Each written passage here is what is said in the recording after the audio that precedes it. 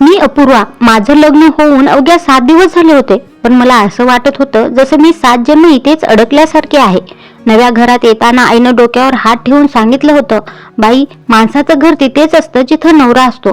तेव्हा मी हसून म्हटलं होतं, हो आई. पण आज त्या शब्दांचा अर्थ माझ्या छातीत बोचत होता. पहिलं पाऊल सासरी दारात टाकताना सासूबाईंनी औक्षण केलं. त्यांच्या चेहऱ्यावर हास्य होतं, पण डोळ्यात एक विचित्र कडकपणा होता. मी त्यांच्या वाकून पाया पडले. सुखी राहा, त्या म्हणाल्या. पण तो शब्द आशीर्वादासारखा नव्हता, मला तो आदेशासारखा वाटला. आणि माझा नवरा नितीन बाहेरून गोड आणि आतून थंड. नितीन लग्नात खूप हसत होता, माझ्याशी गोड गोड बोलत होता, पण आज त्या खोलीत तो पूर्ण बदललेला वाटत होता. Mobile, laptop, calls. मी त्याच्या समोर बसले होते, पण त्याचं लक्ष माझ्यावर नव्हतंच. मी हळूच विचारलं, चहा घेणार का? तेव्हा तो डोळेही न उचलता म्हणाला, नको, वेळ नाही. त्या एका वाक्यानं माझ्या मनातली नवीन संसाराची कल्पना तिथल्या तिथे कोसळली. माझं सासरचं घर मोठं होतं, पण घरात एक खोली अशी होती ज्याबद्दल कोणी बोलत नव्हतं. ती खोली कायम बंद असायची. मी सहज सासूबाईंना विचारलं, आई, ही कोणाची खोली? तेव्हा त्यांचा चेहरा क्षणात बदलला. कोणाची नाही, जुनी स्टोर रूम आहे, असं नजर चुकवत म्हणाल्या. पण त्यांच्या आवाजात थरथर नव्हतं. त्या रात्री मला झोप लागेना. कानात घड्याळाचा आवाज. ओरसलेल्या शांततेत ती खोली जणू मला हाक देत होती. आणि अचानक ठक ठक ठक, भिंतीपलीकडून कोणीतरी हळूच दारावर ठोठावत होतं. मी दचकले. नितीन झोपलेलाच होता. मी हळूच उठून कान भिंतीला लावला. आवाज पुन्हा आला, पाणी पाणी. तो आवाज स्त्रीचा होता, कमजोर, भीतीने थरथरणारा. मी उठून दार उघडणार तेवढ्यात पण मी भीतीने मागे सरकले. तेवढ्यात नितीनला जाग आली. काय झालं? तो चिडून म्हणाला. मी घाबरून सांगितलं, इथे कुणीतरी आहे, आवाज येतोय. तेव्हा तो रागात उठून उभा राहिला आणि मला म्हणाला, तुझ्या डोक्यात आधीच भूत शिरली का? कोणीच नाही इथे. आणि तो थेट त्या बंद खोलीच्या दाराशी गेला आणि जोरात आवाज दिला, गप्प बस. आणि त्या क्षणी आवाज बंद झाला. माझ्या अंगावर काटा उभा राहिला. त्या रात्री मी समजून घेतलं, या घरात फक्त लोक नाहीत, गुपितही राहतात. रात्रीचा अंधार अजूनही घरात दाटून राहिला होता. नितीन परत झोपला, जणू काही घडलंच नाही अशा थाटात. पण माझ्या डोळ्यांना त्या पाणी आवाजाने झोपेपासून कायमची तोडली होती. माझा श्वास अजूनही धडधडत होता. मी वेडी नाही. पाणी पाणी हा आवाज मी खरंच ऐकला होता. दुसरी सकाळ, शांततेची धरणी. सकाळी उठल्यावर घरात एक विचित्र शांतता होती. भांडी आपटण्याचा आवाज नाही, कोणाचं बोलणं नाही, फक्त घड्याळाचा टिकटिक आवाज. मी स्वयंपाकघरात गेले. सासूबाई चहा करत होत्या. मी हळूच विचारलं, आई, काल रात्री कोणी ओरडलं होतं का? त्यांचा हात क्षणभर थरथरला. चहाचा पेला चमच्याशी वाजला. तुला गैरसमज झाला असेल, त्या म्हणाल्या. पण त्यांच्या डोळ्यांनी खोटं सांगितलं. ती बंद खोली आज उघडली गेली. नितीन ऑफिसला गेला. सासूबाई देवासमोर होत्या. माझ्या पायांना आपोआप त्या खोलीकडे जाण्याची ओढ लागली, जिच्या दारावर काल गप्प बस असं ओरडण्यात आलं होतं. त्या खोलीचा दरवाजा आज बंद नव्हता, तो अर्धवट उघडा होता. माझं हृदय जोरात धडधडलं. मी हळूच ढकललं. किर असा आवाज झाला. आतलं पाहिलं दृश्य. आत अर्धा अंधुक खोली, जमिनीवर पसरलेली औषधांची पाकिटं, पाण्याची रिकामी बाटली. कोपऱ्यात एक बाई बसलेली, मळकट साडी, केस विस्कटलेले, डोळे थकलेले. ती माझ्याकडे पाहत होती, भीतीने पण आशेने. तीच कालच्या आवाजाची मालकीन. तिला पाहून मी घाबरले. मी काहीच बोलू शकले नाही. ती हळूच म्हणाली, तू नवीन आहेस ना? मी मान हलवली. हो. ती क्षणभर शांत बसली. मग खालच्या आवाजात म्हणाली, मला काव्या म्हणतात. ते नाव ऐकून माझ्या छातीत काहीतरी तुटलं. मी हिम्मत करून विचारलं, तू इथे एकटी का? तुला बंद का केलं? तेव्हा ती हसली. पण ते हसणं नव्हतं, पण खूप वर्षाचा थकवा होता. पुढे ती म्हणाली, त्यात एकटी नव्हते मी, मला एकटं केलं गेलं. तिच्या नजरेत गूढ दुःख होतं. मी पाण्याची बाटली तिला दिली. ती 2 घोट पाणी पिऊन म्हणाली, तू मला घाबरत नाहीस का? मी नकळत म्हणून गेले, नाही, तू भीतीदायक नाहीस. त्या एका वाक्यावर तिचे डोळे भरून आले. तेवढ्यात सासूबाई दारात सासूबाई उभ्या. त्यांचा चेहरा पांढरा पडलेला. अपूर्वा, इथे काय करत आहेस तू? मी घाबरून मागे वळले. काव्या पटकन कोपऱ्यात जाऊन बसली. डोळे झाकून घेतले, जणू तिला स्वतःचं अस्तित्वच लपवायचं होतं. सासूबाईंचं थंड वाक्य, ती ठीक नाही, तिच्याशी जास्त बोलू नकोस. मी थरथरत्या आवाजात विचारलं, आई, पण ती तर नॉर्मल बोलते. त्या माझ्याकडे रोकटोक पाहत म्हणाल्या, तुला समजत नाही, ती बरी नाही म्हणालेलं. त्या क्षणी माझ्या मनात पहिला प्रश्न आला, जर ती वेडी आहे तर तिच्या डोळ्यात वेड नसून इतकी खोल वेदना का दिसते? तीच रात्र. परत एकदा. रात्री सगळे झोपले होते. नितीन गाढ झोपेत होता. सासूबाई देवघरात दिवा लावून झोपल्या होत्या.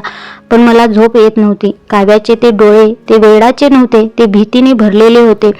मी अलगदपणे बेडवरून उठले, पायाच्या टोकावर चालत त्या खोलीकडे गेले. आज दार बंद नव्हतं. मी हळूच दार उघडलं. मी हलकेच म्हणाले, काव्या. ती कोपऱ्यात बसलेली होती, गुडघ्यात डोके घालून. तिनं मान वर केली, डोळे लाल पण शांत. मी हळूच विचारलं, तू खरंच वेडी आहेस का? तेव्हा ती क्षणभर गप्प राहिली, मग नजर खाली टाकून म्हणाली, जर मी वेडी असते ना तर मला एवढी भीती वाटली नसती. त्या एका वाक्यानं माझ्या अंगावर काटा आला. मी नकळत तिच्या शेजारी बसले. पहिल्यांदाच त्या खोलीत माणूस पण आलं. मी म्हणाले, तुला भीती कशाची वाटते? ती हळू आवाजात म्हणाली, बोलल्याची. तेव्हा मी थरथर त्या आवाजात विचारलं, कोण बोलू देत नाही? तिचे ओठ थरथरले. तो. मी चकित झाले, तो म्हणजे कोण? तेव्हा ती खिडकीकडे पाहत म्हणाली, ज्याच्याशी लग्न केलं ना तू, तोच. माझ्या हातातून पाणी गळून पडलं. नितीन. ती उत्तर देत नाही, पण तिचे पापण्या ओल्या होतात. पुढे हळूच म्हणाली, मी सगळं बिघडवलं. माझ्यामुळे सगळ्यांचं आयुष्य बिघडलं. तेव्हा मी दचकले आणि तिला धीर देत म्हणाले, नाही काव्या, तुझ्यामुळे काहीच बिघडलेलं नाही. तेव्हा ती हळूच हसली आणि म्हणाली, तुला अजून नाही कळत. तेव्हा मी विचारलं, तू एवढी गळून का राहतेस? तेव्हा ती हातातली औषधाची शिशी दाखवून म्हणाली, हे मला शांत करतं. आणि गप्पही. माझ्या अंगातून शहारा गेला. तेवढ्यात नितीनचा आवाज, इतक्या रात्री इथे काय चाललंय? दारात नितीन उभा होता. त्याचा चेहरा कडक, डोळ्यात संशय. काव्या क्षणात थरथरू लागली. ती पटकन म्हणाली, मी काहीच बोलले नाही. तेव्हा मी थबकले. माझ्या मनात आले, ती घाबरते, म्हणजे ती खोटं बोलत नाही. नितीन माझ्याकडे पाहून म्हणाला, तू हळूहळू तिच्यासारखीच होऊ नकोस. आणि तो काव्याच्या हातातील बाटली घेऊन म्हणाला, डोस वाढवावा लागेल हिचा. त्या शब्दानं माझ्या पोटात गोळा आला. त्या क्षणी मला पहिल्यांदा नितीनची भीती वाटली, पण काव्याची नाही. त्या रात्रीनंतर मला कळालं, या घरात आवाज नाही, पण जखमा खूप मोठ्या आहेत. रात्रीनंतर सकाळ झाली. नितीन ऑफिसला निघून गेला. सासूबाई देवघरात होत्या. पण माझ्या मनात काल रात्रीचं एक एक वाक्य घुमत होतं.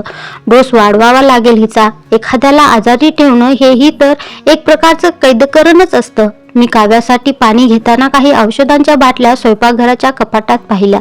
सगळ्यांवर एकच नाव, झोप, शांतता, विस्मरण. मी एक बाटली उघडली. ती कडू वासाची होती. माझ्या मनात प्रश्न उभा राहिला, एक माणूस दिवसभर इतकी झोप का घेतो? तो आजारी आहे की आजारी बनवला जातोय? काव्याची अवस्था. मी पाणी घेऊन तिच्या खोलीत गेले. काव्या अर्धवट झोपेत होती. मी हळूच तिला उठवलं.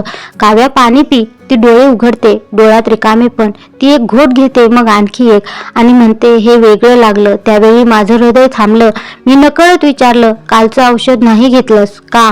ती थरथरली. काल नितीननं वेगळं दिलं. मी काहीतरी मोठं चुकलं होतं हे तेव्हाच मला कळालं. मी नकळत जास्त बोलले होते. मी थेट सासूबाईंकडे गेले. आई, काव्याला नक्की काय आजार आहे? तेव्हा त्या क्षणभर गप्प राहिल्या. मग म्हणाल्या, डोक्याचा आजार आहे तिला. डॉक्टरांनी सांगितलंय. तेव्हा मी विचारलं, कोणते डॉक्टर? त्या डोळे चुकवून म्हणाल्या, मला नाव आठवत नाही. त्या क्षणी मला जाणवलं, आई, माझी सासू खोटं बोलते, पण मुद्दाम नाही, नितीनच्या भीतीपोटी. संध्याकाळी नितीन अजून आलेला नव्हता. मी पुन्हा तिच्या खोलीत गेले. काव्या, तू डॉक्टरकडे जातेस का? तेव्हा ती हळू म्हणाली, मला कधी बाहेर जायला दिलंच नाही. तेव्हा मी हादरले. ती माझ्याकडे बघून म्हणाली, मी आजारी नाही अपूर्वा, पण त्यांनी मला स्वतःवर शंका घ्यायला शिकवलं. आणि तिच्या त्या वाक्यानं माझ्या डोळ्यात पाणी आलं. मी लगेच काव्याच्या खोलीतून बाहेर आले. तोच नितीन घरी परततो. दार उघडतं. नितीनचा आवाज, आज जरा उशीर झाला. मी काही न बोलता मागे सरकले. तो थेट काव्याच्या खोलीकडे गेला. आतून आवाज आला, औषधं घेतलंस का? काव्या घाबरून म्हणाली, हो. नितीनची नजर माझ्यावर. तो बाहेर येतो, माझ्याकडे बघतो. तुझं या खोलीत फार येणं जाणं वाढलंय. मी तोंड उघडते. तोच तो पुढे म्हणतो, तुझ्यासाठी बरं नाही. तो हसत होता, पण ते हसणं थेट धमकीसारखं होतं. त्या रात्री मी रडले. नितीन झोपला, सासूबाई झोपल्या. मी एकटी बसून रडले, कारण मी अजून कुणालाच वाचू शकत नव्हते आणि स्वतःलाही नाही. सकाळी अचानक माझी झोप मोडली. घरात नेहमीपेक्षा जास्त शांतता होती. ना काव्याचा हलका पावलांचा आवाज, ना औषधांच्या बाटल्यांचा खडखडाट. माझ्या मनात एक भीती चमकून गेली. ती ठीक आहे का? मी धावत तिच्या खोलीकडे गेले. दरवाजा उघडाच होता, पण काव्या खोलीत नव्हती. पलंग नीट लावलेला, औषधांच्या बाटल्या गायब. खिडकी उघडी. माझ्या छातीत धडधड वाढली. मी धावत स्वयंपाकघरात गेले. आई, काव्या कुठे आहे? सासूबाईंच्या हातातली कडी खाली पडली. ती तर सकाळीच इथे होती. त्यांचा आवाज पहिल्यांदाच थरथरत होता. तेवढ्यात नितीन बाहेरून आला.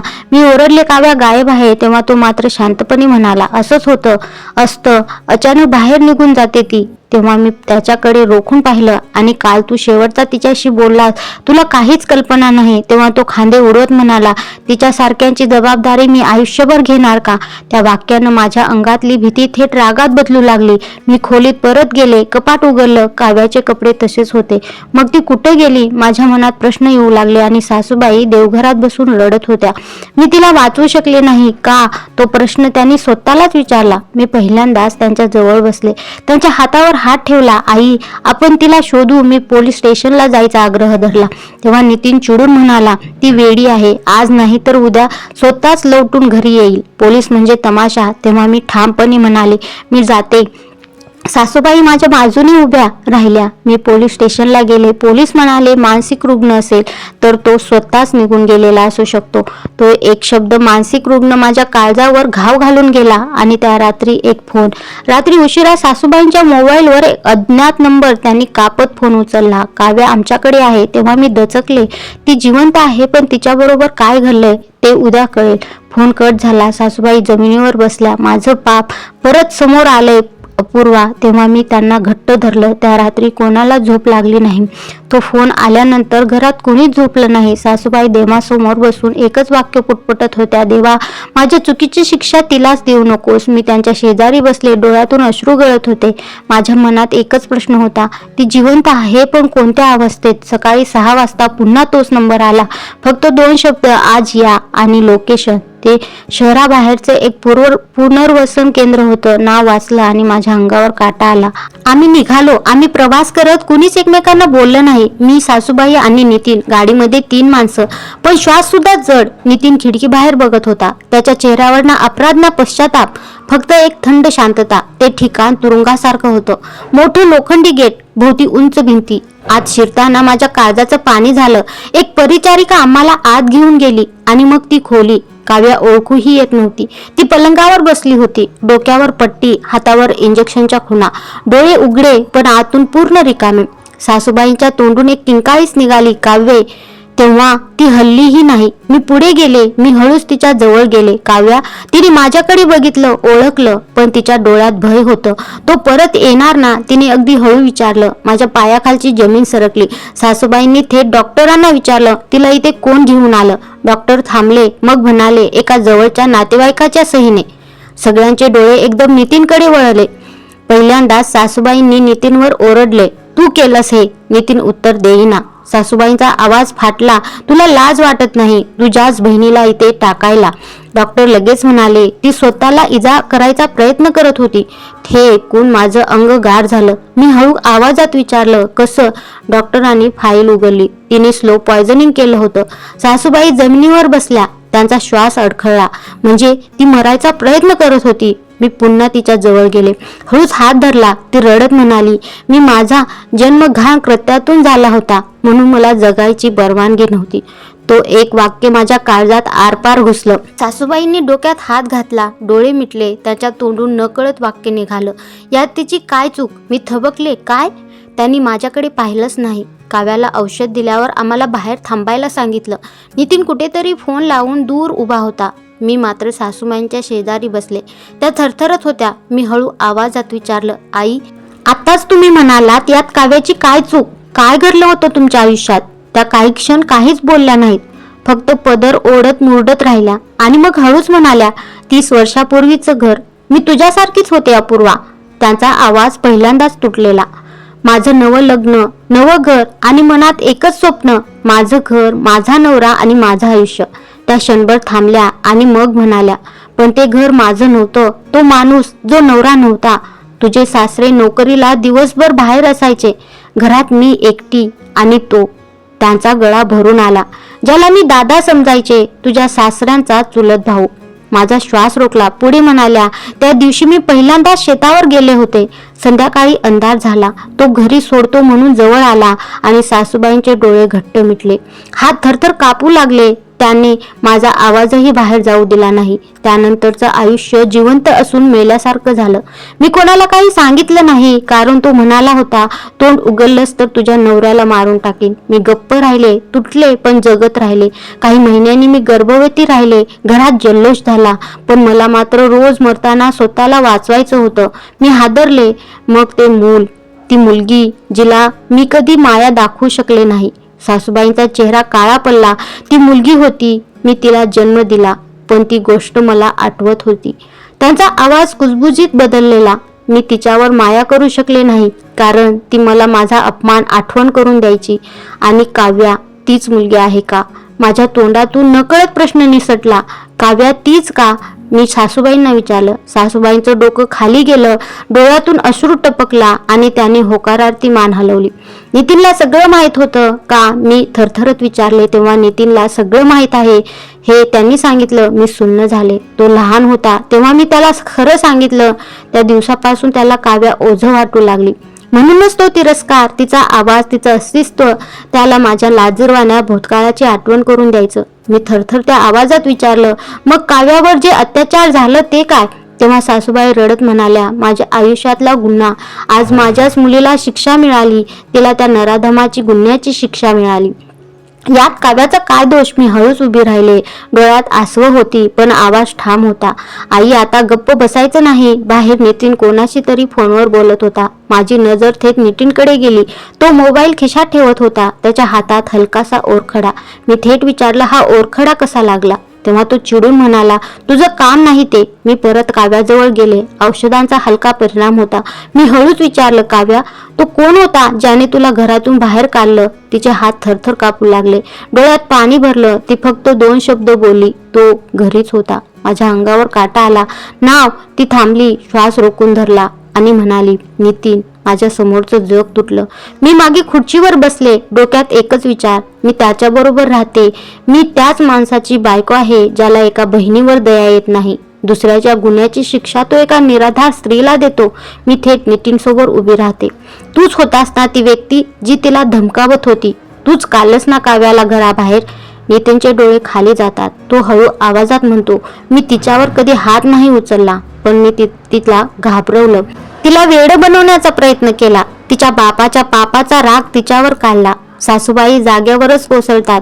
तू अनेक पाप केलीस. सासूबाई पहिल्यांदाच नितीनवर ओरडतात. तू माझ्या चुकीचा बदला काव्यावर काढलास. तू तिच्यापेक्षा जास्त गुन्हेगार ठरलास. मी थेट म्हणते, तुला माझा नवरा म्हणून वाचवायचा नाही, माणूस म्हणून वाचवायचा आहे.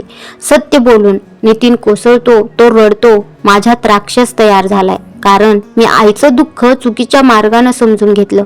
मी पहिल्यांदाच त्याच्यावर जोरात ओरडले, तू राक्षस आहेस. तो जवळ आला आणि म्हणाला, तू अजूनही माझी बायको आहे. मी मागे हटले नाही. मी फक्त एवढंच म्हणाले, आजपासून नाही. तो दिवस संध्याकाळचा होता. नितीन शांत आवाजात मला म्हणाला, थोडं बाहेर जाऊया, मला बोलायचं आहे. माझ्या मनात 100 शंका होत्या, पण मी गेले. आम्ही नदीकाठी पोहोचलो. आजूबाजूला कोणीच नव्हतं, फक्त वाहतं पाणी आणि वाढती भीती. तो अचानक थांबला. हळू पण थरथरत्या आवाजात म्हणाला, मी काव्यावर कधी हात उचलला नाही, पण मी तिचं आयुष्य नर्क केले. मी धावत फोन बाहेर काढला आणि थेट काव्याला कॉल लावला. काव्या, तो मला नदीकाठी घेऊन आलाय. नितीन अचानक वेड्यासारखा ओरडला. सगळं माझ्यामुळेच झालंय. सगळं. तो रागात पुढे गेला, पण पाय घसरला. तो थेट पुलावरून खाली पडणार इतक्यात त्या क्षणी कुणीतरी त्याचा हात पकडला. ती काव्या होती. डोळ्यात अश्रू, हात थरथरत होते, पण पकड घट्ट होती. ती रडत म्हणाली, तू माझा दादा आहेस. तू माझा तिरस्कार केलास, मला छळलंस, पण यात माझी आणि आईची काय चूक? माझा जन्म पापातून झाला हे खरं आहे, पण तू माझा भाऊ आहेस. या जगात मला तू आणि आईशिवाय कोणीच नाही, आणि मी तुला मरू देणार नाही. मीही पुढे गेले. त्याच्या दुसऱ्या हाताला पकडलं. आम्ही दोघांनी मिळून त्याला वर ओढलं. तो जमिनीवर कोसळला. पहिल्यांदाच तो रडला, खरंच रडला. त्या रात्रीच नितीन स्वतः पोलीस स्टेशनला गेला. त्यांनी सगळं कबूल केलं. काव्याला दिलेल्या धमक्या, मानसिक छळ आणि स्वतःचा विकृत द्वेष. त्याला जेल झाली. 2 वर्षाची शिक्षा. 2 वर्षानंतर तो बाहेर आला. तोच नितीन नव्हता. त्याच्या डोळ्यात पश्चाताप होता, आवाजात नम्रता होती. सर्वात आधी तो काव्याच्या पायाशी बसला आणि म्हणाला, मला माफ कर. मी भाऊ नव्हतो, आज भाऊ होण्याचा प्रयत्न करतोय. आणि मग काव्याचं थाटात लग्न. काव्याच्या आयुष्यात एक चांगला साधा समजदार मुलगा आला. नितीननेच पुढाकार घेतला. थाटात लग्न लावून दिलं. आईच्या डोळ्यात पहिल्यांदाच दुःख नाही, अभिमान होता. मी बाजूला उभी, डोळ्यात पाणी, ओठांवर हलकं हसू. काव्या सासरी निघताना नितीन जवळ येते. हळूच म्हणते, दादा आपण सगळे चुकीतून आलो, पण आज आपण बरोबर दिशेला चाललोय. दादा तुझ्यातला राक्षस माणूस झाला.